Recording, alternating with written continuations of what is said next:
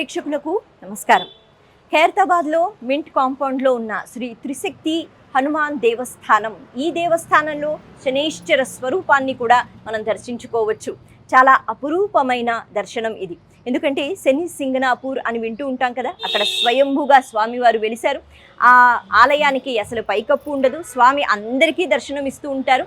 అలాగే ఇక్కడ కూడా మనం చూస్తున్నాం, ఇది గర్భాలయం, శనీశ్వర స్వామి కొలువు తీరిన గర్భాలయం. మరి ఈ గర్భాలయం ఇలా అందరూ చూసేటట్టుగా ఎప్పుడూ స్వామివారు దర్శనం ఇస్తూనే ఉంటారు. చాలా అపురూపమైన అరుదైన ఆలయం. శని భగవానుని యొక్క ఆరాధన ఎంత ముఖ్యమో మనందరికీ తెలుసు. శని అన్న వెంటనే, ఈ పదం విన వెంటనే కొద్దిగా భయం కూడా కలుగుతూ ఉంటుంది. కానీ శని భగవానుడు ఎన్నో శుభ ఫలితాలు మనకి ఇస్తాడు. భక్తి శ్రద్ధలతో పూజించుకుంటే చాలు, ఎప్పుడు కూడా మన పక్కనే ఉంటూ చక్కగా చక్కని ఆశీర్వచనాన్ని ఇస్తూ ఉంటారు. ఈ శనైశ్చర స్వరూపాన్ని దర్శించుకుని ఎన్నో పూజా కార్యక్రమాలు చేసుకుంటూ ఈ ఆలయం యొక్క ప్రత్యేకతని తెలుసుకుందాం రండి.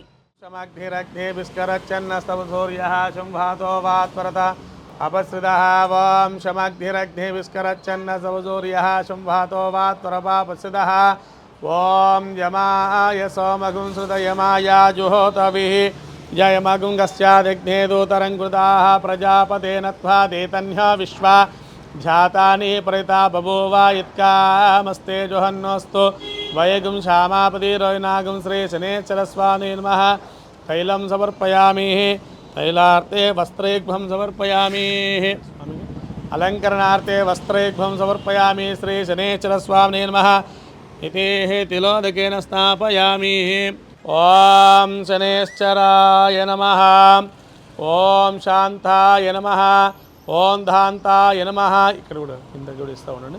दान्ताय नमः, ॐ शरण्याय नमः, ॐ वरण्याय नमः, ॐ भागीशाय नमः, ॐ गेयाय नमः, ॐ गेचराय नमः, ॐ खगवाहनाय नमः, खगेशाय नमः, ॐ मन्दाय नमः, ॐ मन्दज्येष्ठाय नमः, महानीय गुणात्मने नमः, मर्तपावनपादाय नमः, महेशाय नमः, छायापुत्राय नमः, शरदुनेधारिणे नमः, चरस्तर स्वभावाय नमः, चञ्चलाय नमः, गूढाय नमः, कुरमङ्गाय नमः, कुरूपिणे नमः, कुस्तिदाय नमः, गुणाढ्याय नमः, गोचराय नमः, सर्वाभीष्टप्रदायिने नमः, नानाविध परिमला इति लघुपूर्वक तिलोदकेन स्नापयामि, पुष्पै पूजयामि। प्रजापतेन त्वा देतन्या विश्वा जातानि प्रेता बभूव यत्कामस्ते जुहन्नो अस्तु वैगुं श्यामापतिरोहिणागुं श्री शनैश्चरस्वामिने नमः। ॐ प्रजापतये नमः, ॐ अपैतु मृत्युरमृतन् आघन्वैव स्वतो नोमभयं कृणोतो पर्णं रिभासि यदागं रहिः सचदा न सुचेपतिः। ॐ अतः अपमृच्छिञ्जयाय नमः, त्र्यम्बकं यजामहे सुगन्धिं पुष्टिवर्धनो उर्वारुकमिव बन्धनात् मृत्योर्मुक्षीयमामृतात्। अपमृच्छिञ्जयाय नमः। ॐ यमाय सोमगुं श्रुतयमाय जुहोतविः जयमगुङ्गस्यादिग्ने दूतरङ्कृताः आग्रेय सर्वदेवानां धूपोऽयं प्रतिगृह्यताः।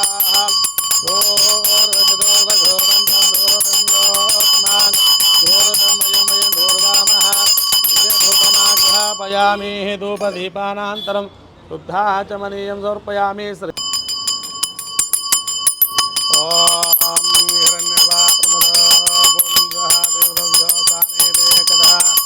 ब्राह्मण उपहरते एकदैव यजमानायुक्ते दधाते साम्राज्यं भोजं स्वराज्यं वैराजमत्ते राजास्तु। ॐ अघोरेभ्यो घोरेभ्यो घोरघोरतरेभ्यः सर्वेभ्यः सर्वसर्वेभ्यो नमस्ते अस्तु रुद्ररूपेभ्यः। श्री शनैश्चरस्वामिने नमः। महामङ्गलानन्द नीराजनं दर्शयामि, नीराजनान्तरं शुद्धाचमनीयं दर्शयामि। ఈ ఆలయంలో శనైశ్చర దర్శనం మనం చేసుకుంటున్నాం కదా. కేవలం శనైశ్చరుడు అనే కాదు, ఈ ప్రాంగణంలో ఇంకా ఎన్నో దేవతా స్వరూపాల దర్శనం కూడా మనం చేసుకోవచ్చు.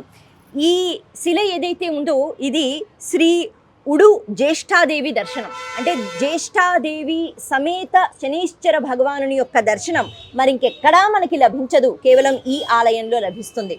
అలాగే మనం ఈ ఆలయంలోనే ఇంకొద్దిగా ముందుకు వస్తే ఇక్కడ మనకి ప్రజాపతి అంటారు కదా, బ్రహ్మ సృష్టించిన ప్రజాపతులు, ఆ తర్వాతే ఆ సృష్టి అన్నది కొనసాగింది.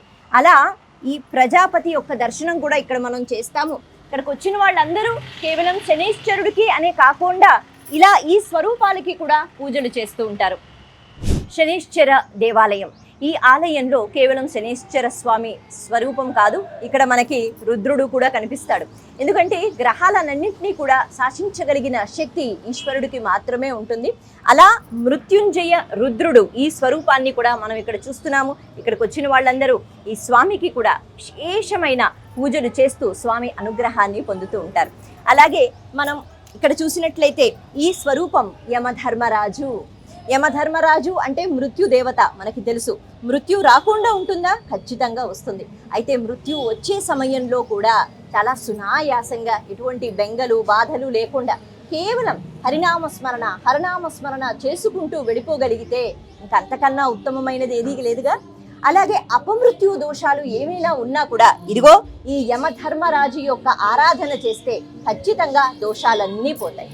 అలా ఇక్కడ యమధర్మరాజు యొక్క దర్శనం కూడా మనం చేసుకుంటున్నాం.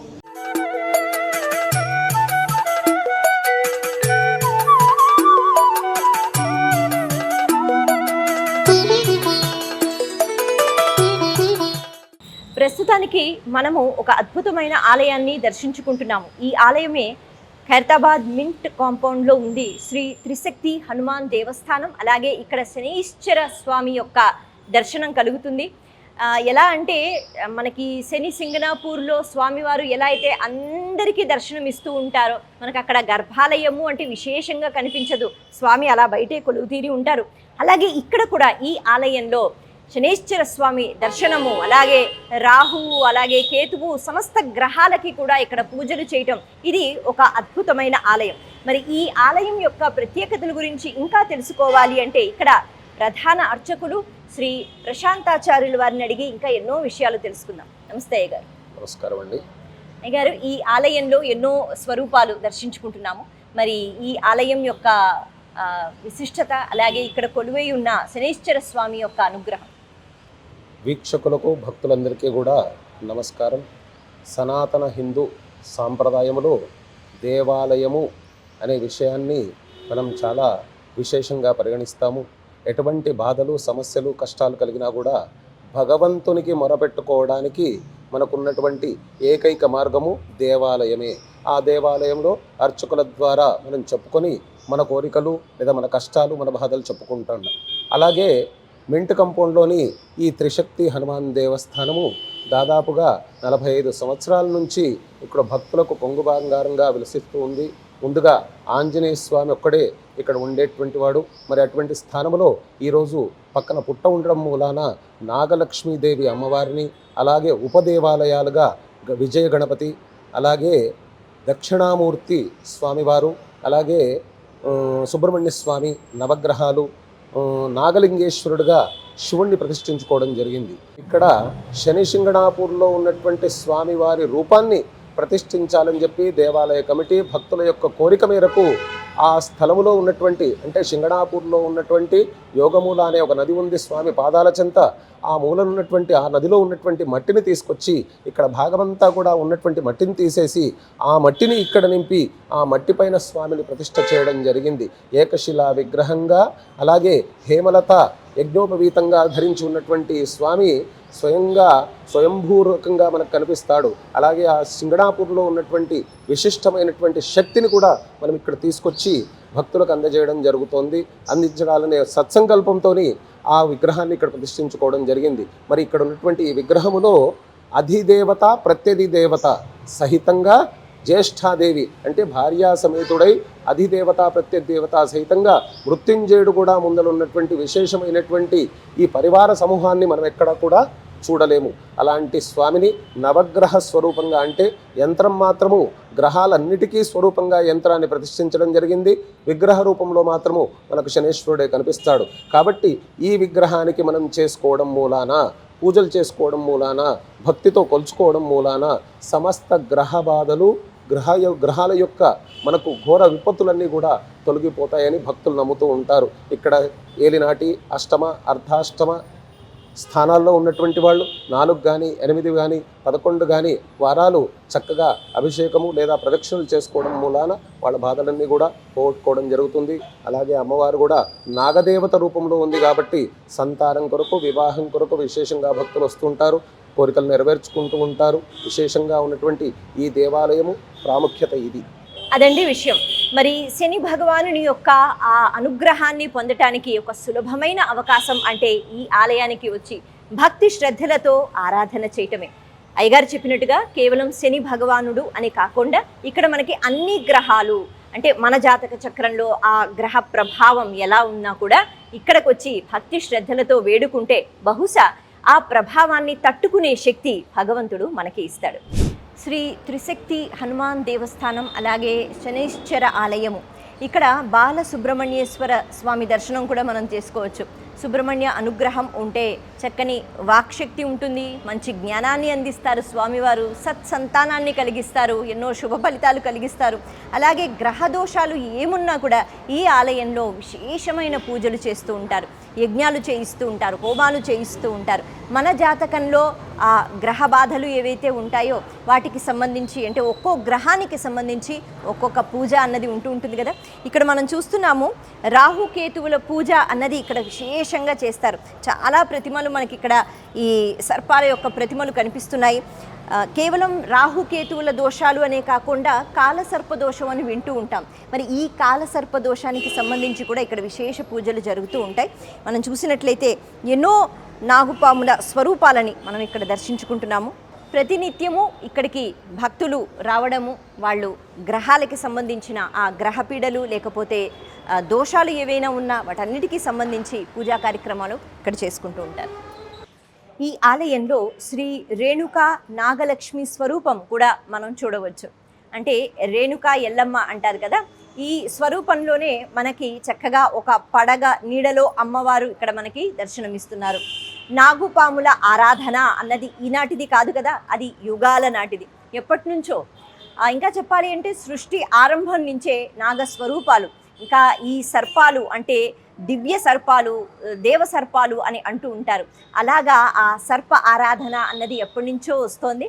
ముఖ్యంగా నాగుల చవితికి, అలాగే శ్రావణ మాసంలో నాగుల పంచమికి, సుబ్రహ్మణ్య షష్ఠికి ఇక్కడ విశేషమైన ఆరాధన కార్యక్రమాలు జరుగుతూ ఉంటాయి. సర్ప పూజ, అలాగే సుబ్రహ్మణ్య స్వామికి సంబంధించిన పూజ, అమ్మవారికి సంబంధించిన పూజా కార్యక్రమాలు కూడా ఇక్కడ నిత్యం భక్తులు వచ్చి భక్తి శ్రద్ధలతో చేసుకుంటూ ఉంటారు. ఎటువంటి నాగదోషాలు ఉన్నా అన్నీ మాయమైపోతాయి అన్నది ఇక్కడ ఉన్న వాళ్ళకి నమ్మకం.